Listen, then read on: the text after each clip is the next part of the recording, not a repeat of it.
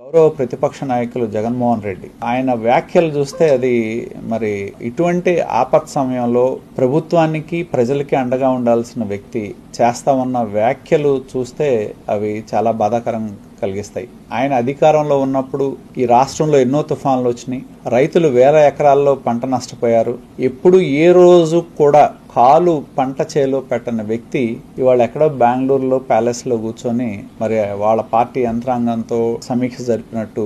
రెండోది, ఇది తుఫాన్ అనేది ప్రభుత్వం వైఫల్యం వల్ల తుఫాన్ వచ్చిందని చెప్తా ఉన్నాడు. కనీసమైన ఆలోచన కూడా ఆయనకి లేదు అనేది స్పష్టం అవుతా ఉంది. ఎందుకంటే తుఫాన్లు ఎవరికి చెప్పిరావు. తుఫాన్లు ఆపటం అనేది ప్రభుత్వాల వల్ల సాధ్యపడేది కాదు. తుఫాను గమనాల్ని ఆపగలిగే శక్తి కూడా ఎవరికి లేదు. కాకపోతే తుఫాను వల్ల జరిగే నష్టాన్ని ఆపే పరిస్థితి ప్రభుత్వాలకు ఉంది. ప్రజల్ని అక్కడి నుంచి బయటికి తీసుకురావటం కానీ, ప్రజలను అక్కడి నుంచి తరలించడం కానీ, షెల్టర్స్ లో పెట్టడం కానీ, వాళ్ళకి కావాల్సిన సౌకర్యాలు ఏర్పాటు చేయటం కానీ, ప్రాణ నష్టం జరగకుండా చూడటం కానీ, ఎక్కడైనా అనుకోని విపత్తు వస్తే స్పందించడం కానీ, వీటన్నిటి వల్ల ప్రభుత్వాల యొక్క చేయటం సాధ్యపడుతుంది. కాబట్టి అది కేవలం ఏంటంటే రాజకీయ పరమైన కోణంలోనే ఆయన మాట్లాడుతూ ఉన్నాడు. ఎందుకంటే రెండోది చాలా ఆశ్చర్యం, ఎక్కడో చూశాను వాళ్ళు పెడతా ఉన్నారు, ప్రాణాలు పోకుండా ఉన్నాయంటే జగన్మోహన్ రెడ్డి వల్ల అంట. మరి అది చాలా అసలు అది వాళ్ళకి చెప్పుకోవడానికి కూడా చెప్పడానికి కూడా వాళ్ళకి ఇది చెప్పచ్చా చెప్పకూడదా అనే ఒక ఆలోచన కూడా లేనట్టు స్పష్టం అవుతా ఉంది. ఎందుకంటే కేవలం